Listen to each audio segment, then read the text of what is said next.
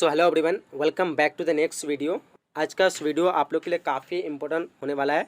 जिन्होंने भी सेंटअप का एग्ज़ाम दे चुके हैं या फिर देने के लिए बाकी है, सो वीडियो को आप लोग ध्यान से देखिए। जिन स्टूडेंट ने एग्ज़ाम दे चुके हैं यहाँ पे आप लोग अपना आंसर मिला लीजिए, कितने क्वेश्चन आपसे सही सॉल्व हो पाए हैं।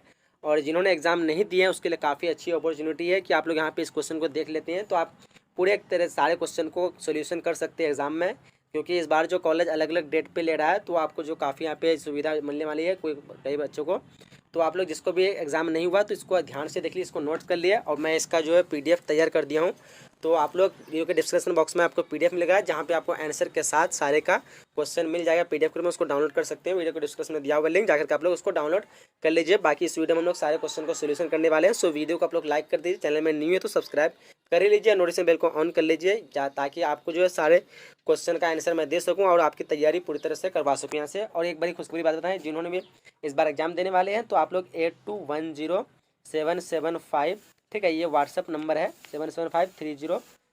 इस नंबर पे आप लोग को क्या करना, सिंपली मैसेज करना है और मैसेज अपना एडमिशन करवा लेना है। अगर एडमिशन करा लेते हैं तो आपकी एग्जाम तक पूरी तैयारी से फ्री में कराई जाएगी, ठीक है। सारे सब्जेक्ट का पीडीएफ नोट सब कुछ मिलेगा। तो आप लोग इस नंबर पे मैसेज व्हाट्सएप में या फिर कॉल कर लेके अपना एडमिशन जल्द से जल्द करवा लीजिए, ठीक है। यहाँ पे हम लोग क्वेश्चन को सोल्यूशन करने वाले हैं। सो वीडियो को आप लोग ध्यान से अंत तक देखिए। फर्स्ट क्वेश्चन क्या कह रहा है, देखिए कह रहा है कि रुको और जाओ निश्चयवाद की अवधारणा किसने दी।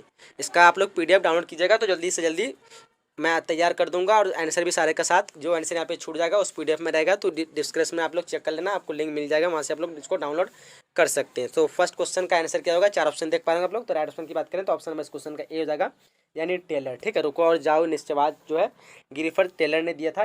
इसका मतलब किसने अवधारणा दी, तो गिरिफर टेलर, यानी ऑप्शन क्वेश्चन का ए हो जाएगा। आगे क्वेश्चन की तरफ बढ़ते हैं। आई क्वेश्चन नंबर दूसरा कह रहा है 2001 में भारत की जनसंख्या कितनी थी। 2001 में भारत की जनसंख्या, देखिए 4 ऑप्शन दिया आपके सामने, अच्छी तरह से ऑप्शन को आप लोग पढ़ लीजिए। यहाँ पे राइट ऑप्शन की बात करें तो ऑप्शन इस क्वेश्चन का बी हो जाएगा 102 करोड़। विकिपीडिया के अनुसार देखेंगे तो 102 करोड़ हो जाएगा, बट कहीं पे आपको 107 करोड़ मिलेगा। यहाँ पे 107 करोड़ ऑप्शन में नहीं दिया है। 2001 कुछ आप डेट याद रखिएगा, नहीं आप लोग 2011 नहीं समझिएगा। 2001 के अनुसार 102 करोड़ हो जाएगा, ठीक है। तो यहाँ पे राइट ऑप्शन नंबर इस क्वेश्चन का बी हो जाएगी। आगे बढ़ते हैं। क्वेश्चन नंबर उसके बाद तीसरा करा है, निम्नलिखित में जो है कौन विरल जनसंख्या वाला क्षेत्र नहीं है, ठीक है। पहले आप लोग समझ लीजिए कि विरल जनसंख्या कहते हैं किसको। विरल जनसंख्या उसको कहते हैं जहाँ पे आबादी कम होती है, ठीक है। और सघन उसको कहते हैं जहाँ पे आबादी बहुत ही अधिक होती है। तो यहाँ पे जो है सबसे कम आबादी जो है, ये सब मैं 3 अटाकाम में भूमध्य रेखीय प्रदेश और ध्रुवीय प्रदेश, ये सब क्या है, विरल जनसंख्या वाला, यानी सबसे कम आबादी वाला क्षेत्र है। बट दक्षिण पूर्वी एशिया है जो सबसे अधिक क्षेत्र है, ठीक है। बट क्वेश्चन में क्या आपको थोड़ा घुमा के पूछा, क्या पूछ रहा है कि विरल जनसंख्या वाला क्षेत्र है, नहीं पूछ रहा है, ये नहीं पूछ रहा है कि विरल जनसंख्या वाला क्षेत्र है।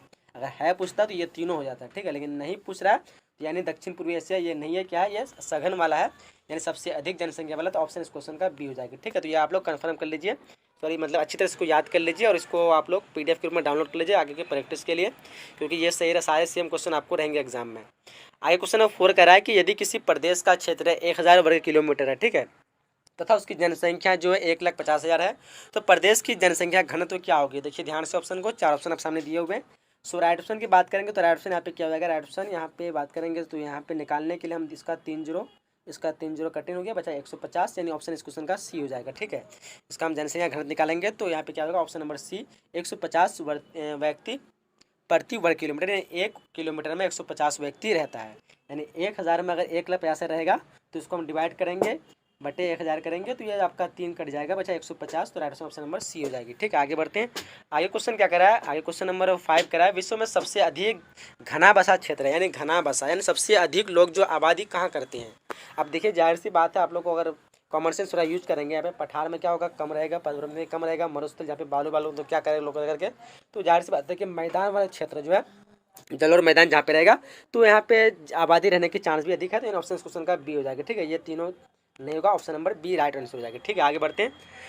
आगे क्वेश्चन कर रहा है कि कोबे ओसाका क्षेत्र है, कोबे ओसाका क्षेत्र ये कहाँ पे पड़ता है, जापान, चीन, भारत में या फिर अफ्रीका में। तो राइट ऑप्शन की बात करेंगे, ऑप्शन इस क्वेश्चन का ए हो जाएगा, जापान में, ठीक है। कहाँ पड़ता है, ये जापान में पड़ता है। आगे बढ़ते हैं। आगे क्वेश्चन नंबर 7 क्या करा है कि निम्न में कौन जो है जन स्थानांतरण का प्रतिकर्ष कारक है। निम्न में से कौन जन स्थानांतरण का प्रतिकर्ष कारक है। देखिए काम के अवसर है, जल की सुविधा है, शिक्षा सुविधाओं का अभाव, और इनमें से कोई नहीं। पहले मैं आपको बताता हूँ प्रतिकर्ष और अपकर्ष कारक क्या होता है। क्योंकि ये आपको एग्जाम में कई बार पूछा जाता है, सब्जेक्टिव क्वेश्चन भी पूछा है और ऑब्जेक्टिव क्वेश्चन एक तो रहता ही हर बार। तो यहाँ पे देखिए, यहाँ पे जन स्थानांतरण का प्रतिकर्षक कारक उसको कहेंगे। पहले आप समझ आते हैं, जन स्थानांतरण मतलब एक जगह से दूसरी जगह स्थान को बदलना, जिसको प्रवास भी कहते हैं, ठीक है। तो इस इंसान जो है, लोग जो है, दो तरीके से अपने जगह को चेंज करता है, चाहे वो अपने सुविधा के लिए, अच्छी सुविधा, अच्छे अवसर के लिए, और दूसरा होगा क्या कि उसको मजबूरी यानी किसी घटना से या फिर किसी मजबूरी में हालत में उसको अपना जगह चेंज करना पड़े। जैसे एग्जाम्पल के तौर पर भूकंप आ गया उसका उसके इसमें एरिया में, या फिर नदी कटाव हो गया इस तरह के, तो उसको मजबूरी में वो जगह छोड़ना पड़ेगा ही। तो ये एक तरह का कारण होगा अपने जगह को छोड़ना, यानी प्रवास करना, दूसरे के बदन जाना। और दूसरा कारण ये होगा कि उसके अपने खुशी से, यानी चाहे कि हमको शहर में जीना है, हमको अच्छे सुविधा चाहिए, हमको हर एक तरह की सुविधा, तो उस जगह पे भी लोग क्या, तो अपने जगह को, पुरानी जगह को छोड़ देते हैं और अपने अच्छी सुविधा के लिए क्या करते हैं, अपने जगह को चेंज कर लेते हैं।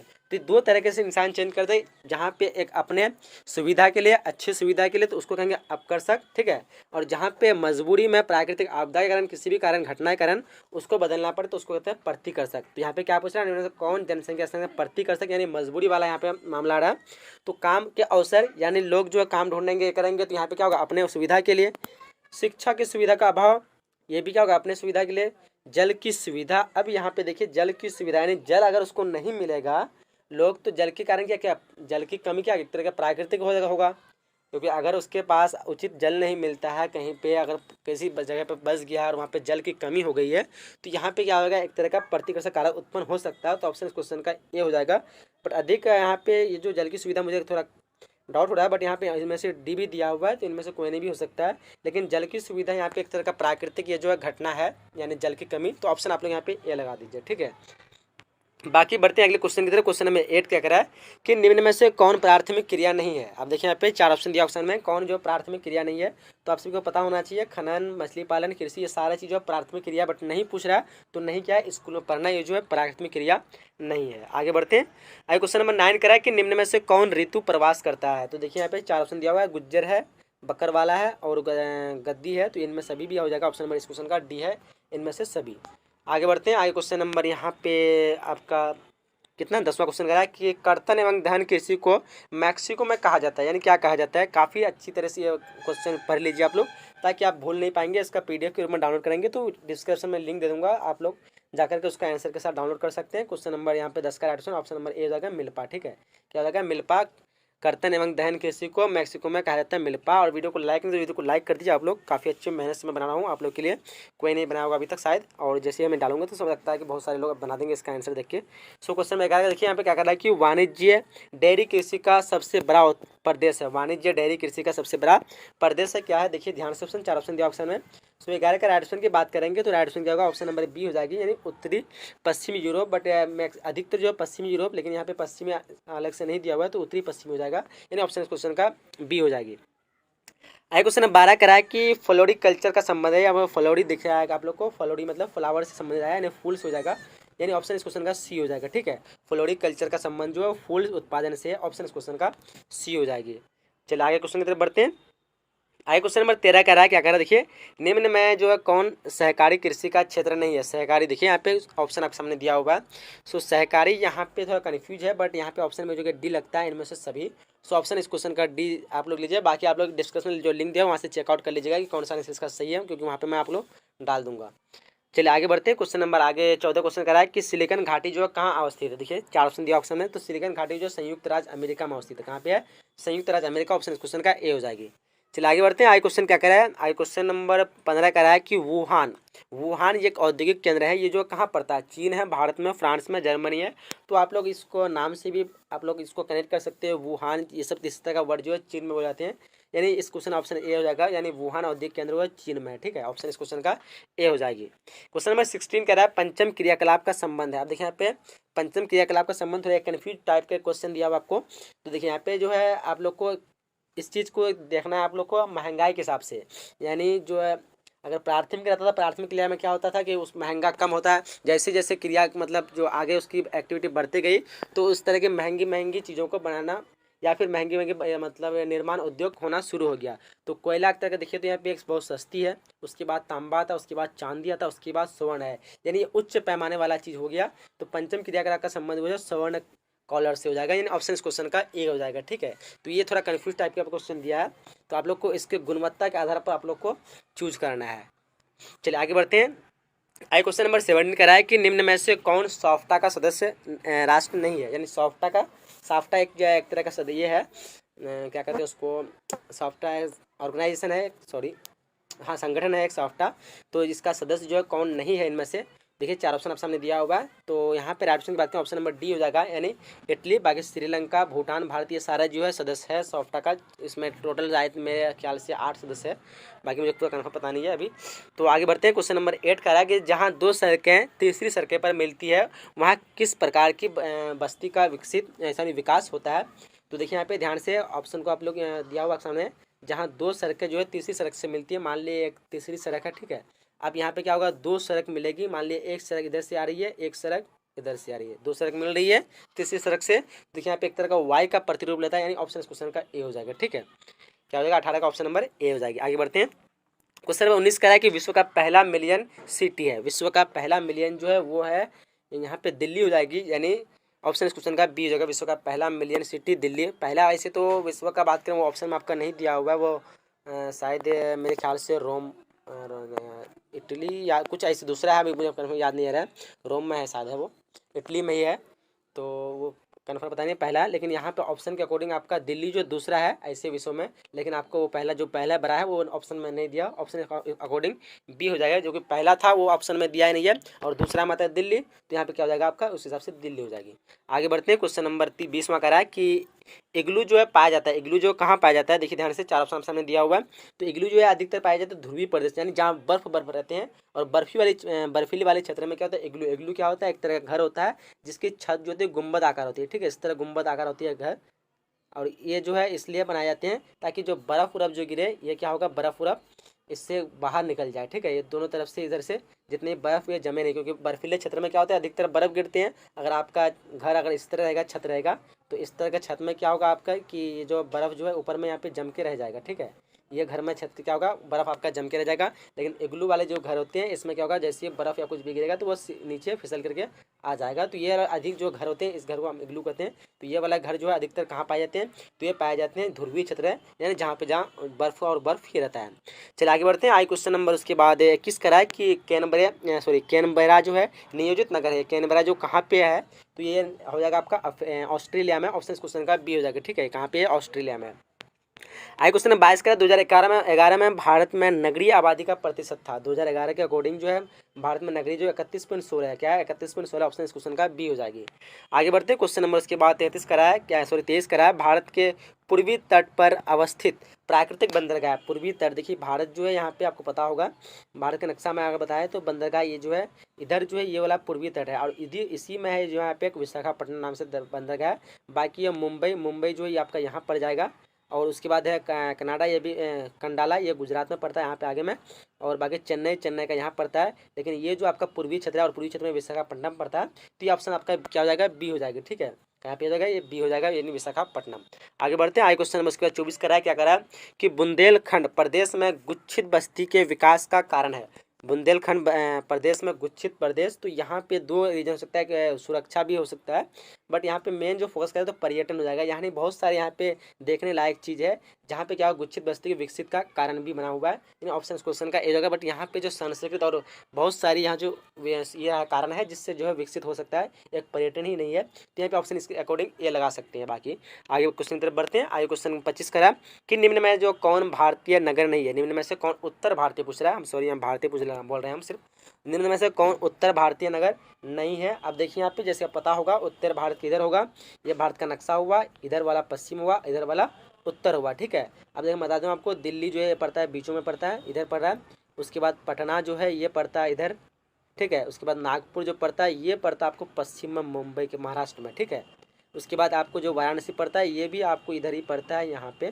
तो यहाँ पे आपके ये तीनों जो है इधर क्या हो जाएगा, ये उत्तर हो जाएगा, बट यहाँ पे उत्तर भारतीय नगर नहीं है। तो उत्तर में कौन नहीं है, ये जो है आपका नागपुर जो कि महाराष्ट्र पश्चिम की तरफ पड़ता है, ये वाला क्षेत्र क्या है, पश्चिम वाला क्षेत्र है। तो ये जो नागपुर जाएगा महाराष्ट्र में पड़ता है, जो कि क्या हो जाएगा, ये पश्चिम वाला क्षेत्र है। तो यहाँ पे पश्चिम वाला क्षेत्र आपका नागपुर हो जाता है, इसलिए इस क्वेश्चन के अकॉर्डिंग आपका आंसर बी हो जाएगा। निम्न में से कौन उत्तर भारतीय नगर नहीं है, तो ये नागपुर, क्योंकि ये कौन सा है, ये पश्चिमी नगर है। आगे बढ़ते हैं। आगे क्वेश्चन की तरफ उसके बाद ये क्या करा, 26 नंबर क्वेश्चन करा। 26 नंबर क्वेश्चन की तरफ बढ़ते हैं और 26वां क्वेश्चन करा, भारत के उत्तर पश्चिम भाग में अमेरिकन कपास कहलाता है। ठीक है, भारत के उत्तर पश्चिम भाग में अमेरिकन कपास जो क्या कहलाता है, देखिए ध्यान से, 4 ऑप्शन सामने दिया हुआ है। तो यहाँ पे राइट ऑप्शन की बात करेंगे तो राइट ऑप्शन नंबर यहाँ पे क्या हो जाएगा, नरमा हो जाएगा। ठीक है, ऑप्शन नंबर बी हो जाएगा नरमा। आगे बढ़ते हैं। आगे क्वेश्चन में 27 क्या कर रहा है कि कौन ऊर्जा का अनवीकरणीय स्रोत है, कौन ऊर्जा का अनवीकरणीय स्रोत है। देखिए 4 ऑप्शन आपके सामने दिया हुआ है। सो राइट ऑप्शन की बात करेंगे तो राइट ऑप्शन क्या होगा यहाँ पे, राइट ऑप्शन की बात करें तो ऑप्शन में यहाँ पे डी हो जाएगा। ठीक है, क्या हो जाएगा, डी हो जाएगा, क्या हो जाएगा, डी यानी ताप। बाकी सौर ऊर्जा, जल ऊर्जा ये जो है नवीकरणीय है। ठीक है, नवीकरणीय का मतलब ये होता है, सॉरी अनवीकरणीय है या पूछ रहा है, हाँ नवीकरणीय है। नवीकरणीय का मतलब जो कभी खत्म नहीं हो। अभी आप सूरज की ऊर्जा को खत्म नहीं कर सकते हैं, जल की ऊर्जा को भी खत्म नहीं कर सकते हैं, पवन की ऊर्जा को भी खत्म नहीं कर सकते हैं।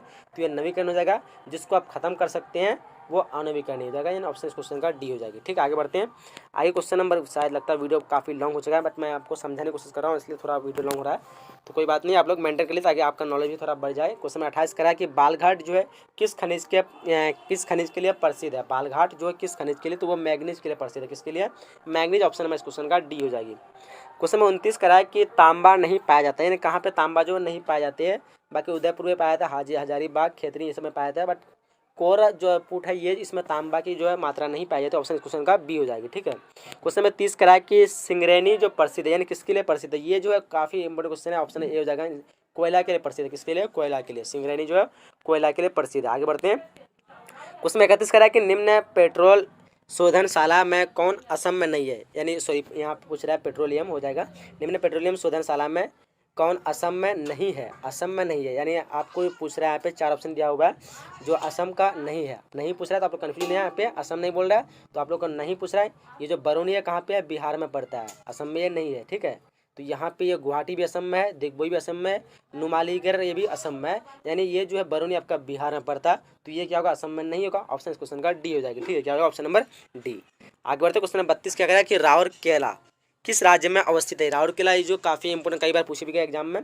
ये जो है उड़ीसा में पड़ जाए, कहाँ पे पड़ता है, उड़ीसा में। ये कहाँ पे है, तो उड़ीसा में। अच्छी तरह से इसको याद कर लीजिए।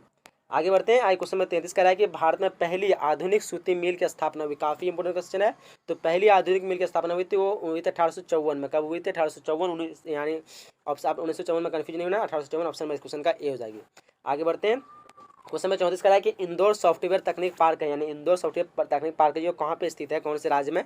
देखिए 4 ऑप्शन सामने दिया हुआ है। सो राइट ऑप्शन की बात करें तो ऑप्शन नंबर यहाँ पे बी हो जाएगा, मध्य प्रदेश। क्या हो जाएगा, option number B, Madhya Pradesh.